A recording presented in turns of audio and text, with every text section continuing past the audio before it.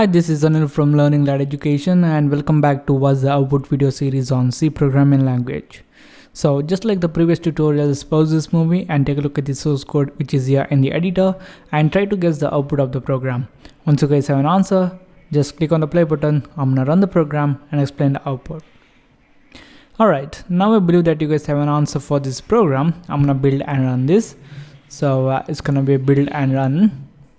And the answer, or the output of this program is 2, 4 and 6. And now why the heck we're gonna get the output 2, 4 and 6? So here in this program we have used this variable I, which is an integer variable, but the main thing is it is a static variable. So when you have a static variable, the C is gonna initialize that one with a value of 0 if you don't initialize it. So here this I variable is going to contain a value of 0, and then we have this for loop.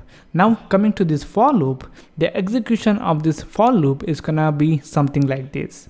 So first this initialization part will be executed, and it is executed only once, and then this condition part will be executed and this condition is checked.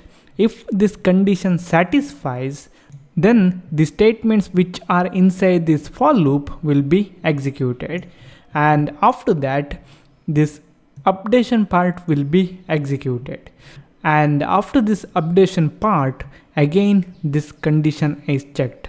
If this condition satisfies, again these statements are executed, and then again this updation part will be executed, then again the condition, then the statements, and the cycle repeats. So here one thing to remember is this initialization part is executed only once. So now coming back to this program, here we have this variable I with a value of 0 because it is a static variable and it will contain a default value of 0. So now when this for loop is executed, first this initialization part will be executed. So plus I, it is gonna increment the value of this variable I. So now after this initialization part, I variable is gonna contain a value of 1, and then this condition part is executed, and here also we have plus I. So again this I variable's value will be incremented. Here in this initialization part it was 1, and here after this updation part it will be 2, and after the updation part the for loops statements will be executed. That's because our for loop condition satisfies. Here 2 is a non-zero value and it is considered as true, and that's why the for loop condition is gonna satisfy, or it's gonna be considered as true. And we have this printf statement here, that's why it's gonna print out the value of the variable I, which is 2. And after that this condition will be checked whether this I is containing a value of 6, no, and this if is not satisfied, if condition, so this break statement will not be executed.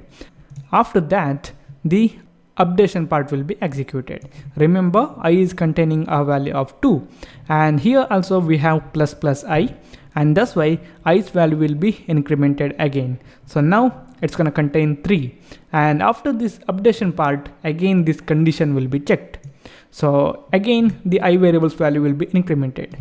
So here it was 3 in the updation part, and now after this condition part it's going to be 4, and again this 4 is true, and that's why this for loop statement will be executed, and it's going to print out 4, and this if condition is going to fail, so again it will come to this updation part.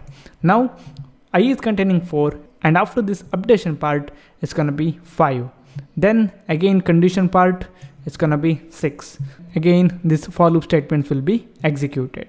So it's going to print out 6, and then if I is equal to 6, this condition is gonna satisfy, and then this break statement will be executed, and that will break this for loop, and we come out of this for loop and continue to execute the other statements.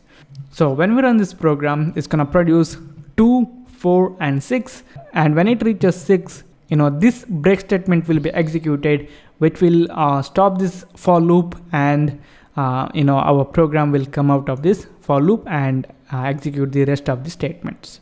So this is it guys for this tutorial. Thank you for watching, and I'll see you in the next tutorial.